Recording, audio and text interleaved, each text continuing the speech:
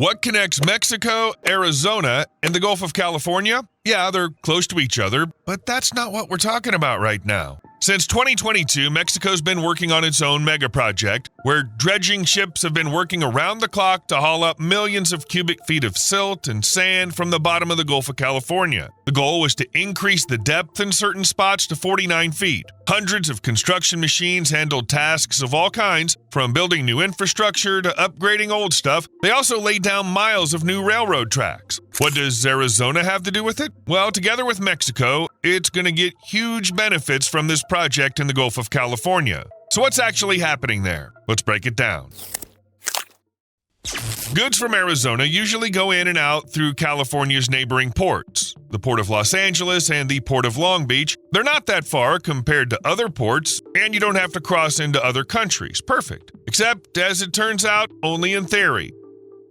Ports in Southern California are among the busiest in the U.S. For example, the Port of Los Angeles is often called America's Port because it's the biggest container port in all of North America. Just to give you an idea, in 2024 it handled 10.3 million TEUs, or 20-foot containers. Long Beach, as a self-respecting neighbor, doesn't fall behind. In 2022 it handled 9.13 million TEUs. At the same time, no possible upgrades can keep up with the growth in maritime shipping, so the two neighboring ports are nothing but trouble for Arizona. It all began with the COVID-19 pandemic when consumer demand surged, a workforce shortage emerged, logistics broke down, and aging infrastructure buckled under the pressure. For example, in 2021, a ship at the Port of Los Angeles could wait around 8 days for a berth, and sometimes people and companies waiting for cargo had to delay receiving their goods for up to 12 days. These issues had emerged before, but it was around that time they became a constant problem. September 2023 set a record for the container crisis. Due to a surge in cargo volumes, the average dwell time for containers before rail transport in Southern California went through the roof. For instance, while in September 2022 the delay was 6.5 days, in 2023 it jumped to over 9 days. You can ship goods by truck. Yeah, it's less efficient, but as an alternative, so why not? The thing is, there are problems with that too. On the I-10 and I-40 highways between Southern California and Arizona, trucks keep running into roadwork and traffic jams. Instead of a quick trip, they often lose an extra 1 to 2 days. Time, as you probably know, is money, so all this was clearly a headache for shippers and receivers in Arizona. Meanwhile, all these issues have definitely affected other companies that, for certain reasons like lower labor costs, moved their production from the U.S. to northern Mexico, to Sonora. Take Ford, for example. The company has been in Sonora for a long time.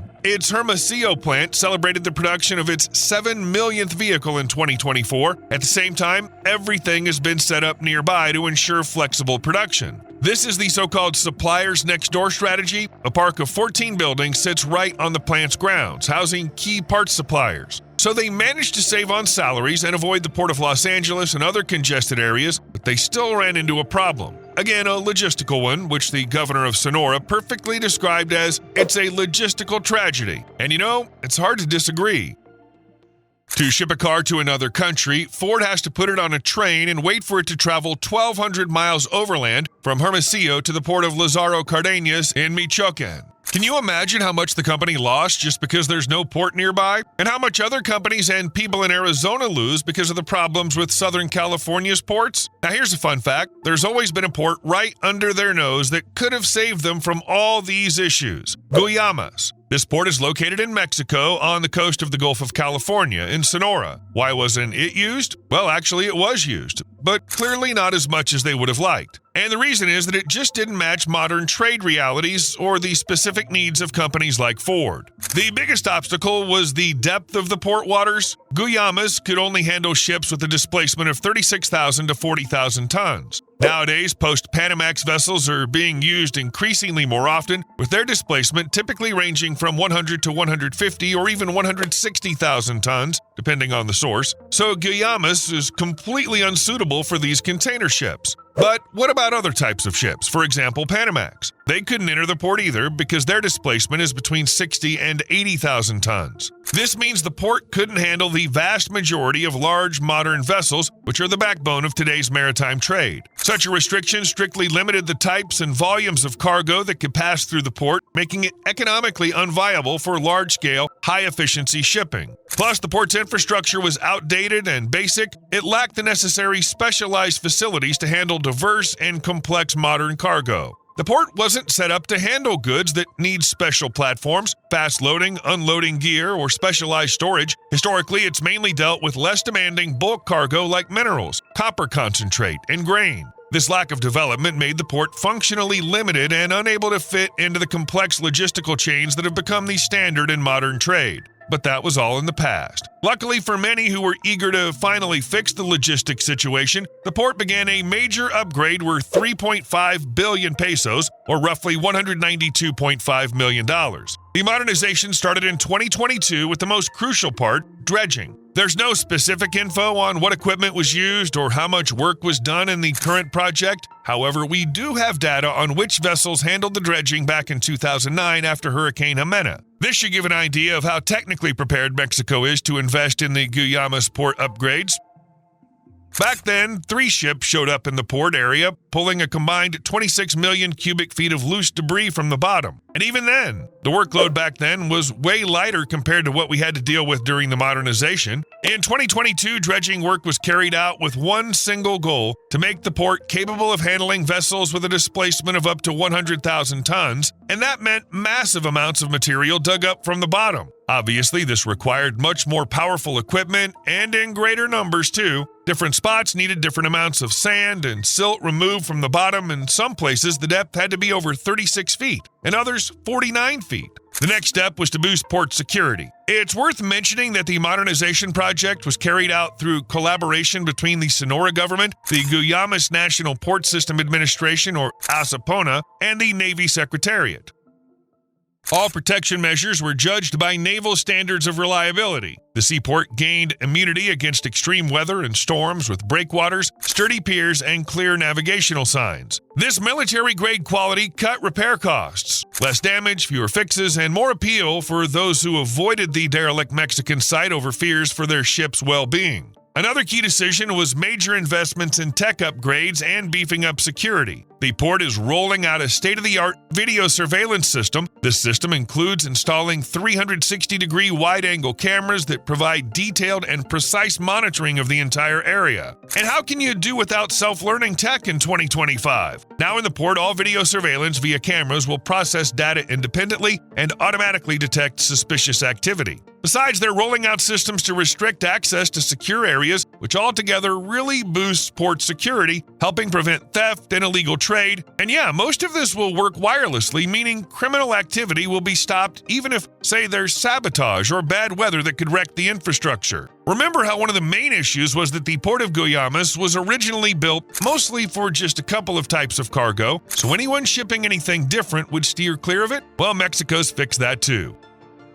A new refrigerated warehouse for seafood and strategic cargo has been set up, equipped with climate control systems. This has expanded the range of services like transporting perishable goods. After the modernization, the port facility can now store them for a while before shipping them to their destination. Plus, there's a major effort to expand and upgrade the port's onshore infrastructure. This includes putting up new quays and fully revamping the old ones. In particular, the multi-use dock has been modernized. It was built with versatile ramps and crane rails to accommodate various ships, log carriers, bulk grain ships, and container vessels. The 4-foot concrete slab and steel reinforcement provide toughness and longevity, and the pier heating system keeps things running smoothly even in the mild cold of winter. They also repurposed and adapted existing facilities. For example, they converted a cruise ship pier to handle general cargo, roll-on, roll-off shipments, and vehicles. Yes, as you can guess, Mexico couldn't just ignore Ford's desire to ship cars on container vessels via some shorter route. So as part of the project, they built massive parking platforms specifically designed for efficient storage and handling of large numbers of cars, whether they're ready for shipment or just arriving.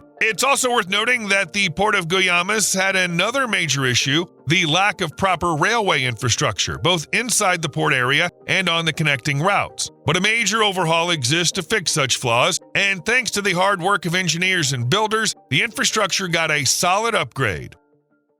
New railway tracks were also laid, significantly boosting the port's multimodal capabilities and ensuring smooth, efficient connections between sea shipments and extensive land transport networks. And as noted, logistics will be greatly improved thanks to the advanced digital processes implemented during modernization. After all these upgrades, Mexican eco-activists are seriously on edge. Picture this. Thousands of tons of material hauled up from the ocean floor, large-scale construction happening, and so close to the water, which, is basically a giant alarm bell for environmentalists. How do the people executing the project respond to this? The project documents state Guaymas is being upgraded with an emphasis on eco-friendliness. On top of that, it's pushing for green port certification, adopting tech and methods that support clean energy and reduce harm to the environment. Ecologists probably won't be too reassured by this, but still it's better when large-scale construction projects try to minimize their impact on the environment. The major part of the port modernization was finished in 2024, but the day when everyone can finally relax and say it's over hasn't come yet because there's more work being done. But do they really have to wait until the project is finished to see any benefits? Maybe not, but that's definitely not how this company sees it, the one that's already lost a ton of money due to inefficient logistics. Yep, it's Ford, and in that same year, 2024, they started using a new route. The first batch of Bronco trucks and pickups rolled off the assembly line, headed to the port, and then sailed off to Chile without any delays. The cargo reached Guaymas in record time, no more 1,200 miles like before, just over 62 miles by rail, and the vehicles were already sailing to take South America by storm. And to top it all off, the governor of Sonora said that once the project is complete, the new route will cut the carmaker's costs by a whopping 30%. Sounds like a dream scenario for Ford, but keep in mind the savings won't just come from cutting down the car delivery distance, they'll also get cheaper equipment since the port will be used for that too. And of course, this will allow the company to ship vehicles in larger batches. And don't forget, once construction is fully completed, the port will be able to handle vessels with a displacement of up to 100,000 tons. Plus, after the port's full upgrade, tons of companies will want to set up near the Ford factory since manufacturing will be cheaper thanks to lower wages and logistics headaches will be gone. What about Arizona? The state will get a major benefit from completing the modernization. The Port of Guaymas will become a fresh alternative, letting businesses rely less on overcrowded ports and the routes leading to them. Plus, while many companies couldn't ship or receive goods through Guaymas before due to a lack of proper port infrastructure, after the upgrade, almost any business will be able to use it, whether it's food, mining, or automotive like Ford, as we've seen. And yeah, of course, everyone will also be interested in the fact that the port will be able to handle big container ships. That's the kind of efficiency every company's probably looking for. Also, we can't forget that Guaymas could help strengthen trade ties between Arizona and the U.S. and Mexico's Sonora state. Actually, Arizona's been shipping copper concentrate through the Nogales checkpoint to the port of Guaymas for a long time now, after which the resource gets transported to China. Back in 2002, Arizona made just $4.2 million from this, but by 2019, there was a surge. And not just growth, a mind-blowing one, a whopping 38,000%. The state managed to ramp up its shipments, and as a result, its revenue jumped to $1.6 billion. As for the port of Guaymas, it was primarily focused on exporting copper concentrate. Some data shows that in 2017, 75% of all cargo passing through the port was exactly this resource. And really, things were going fine for everyone. But now they need to ramp up shipments, China's hungry for more resources, and Arizona wants to make more money. That's why port modernization is key. All the new upgrades and retrofits are designed to help companies cut costs and boost profits. And don't forget about Mexico and especially Sonora. The Guaymas port is a game changer for them. For example, completing the modernization will allow Mexico to handle global trade routes more efficiently, especially those connecting it to the Asia-Pacific region. Plus, it helps diversify Mexico's maritime trade routes, reducing reliance on other ports that are sometimes overcrowded or less efficient, which strengthens the country's overall logistics reliability. The port also acts as a major catalyst for Sonora's economic growth and attracts foreign direct investment. Guaymas is a key part of the Sonora Sustainable Energy Plan, a comprehensive initiative aimed at boosting the region's economy through renewable energy development, like Latin America's largest solar plant in Puerto Peñasco. Improved port infrastructure makes Sonora way more attractive for foreign direct investment, especially with the growing trend of nearshoring when companies move production closer to big markets like the U.S. The Guaymas upgrade is expected to draw investments into high-potential sectors, including electric vehicles, semiconductor manufacturing, and the development of the lithium industry in the region. The third key aspect is boosting multimodal transport links. Investments in modernization aren't just about the port itself, they also include major upgrades to rail and road infrastructure connecting Guaymas to inland Mexico and the U.S. For example, there's talk of upgrading the Guaymas-Chihuahua Highway, which will create more efficient and direct routes for land transportation. This deeper integration into the broader national transport network boosts overall logistics efficiency across the country and strengthens Mexico's position in the Canamex corridor. It's a route that connects Canada, the U.S., and Mexico, offering huge opportunities to build and expand trade ties. Finally, positioning Guaymas as a green port seriously boosts Mexico's eco-friendly image globally. It doesn't just show the country's commitment to sustainable development, it also makes it way more appealing to international partners and investors focused on clean tech. All in all, even though the costs aren't that high compared to projects in other countries, upgrading Guaymas port is something that can literally help everyone around.